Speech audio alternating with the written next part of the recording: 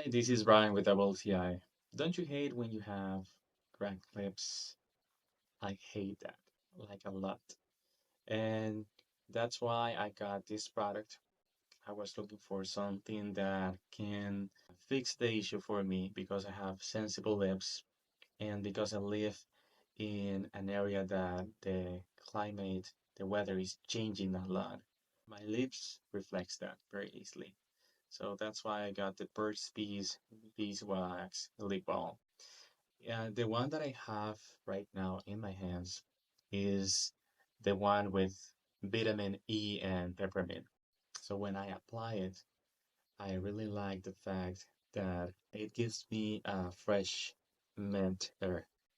Even when I am at the gym, it's easy to apply. I just have it on my pocket. And when I feel like my lips are dry, I don't try to use my tongue because the saliva make it worse. So that's why you need this. So as you can see, this is absolutely great. So if you want to stop looking weird with your cracked lips, looking sick, just give this one a try. You won't be disappointed. Punctuation is 9.8 for me. It's 10 plus for you. I don't know. You can tell me because this is my point of view.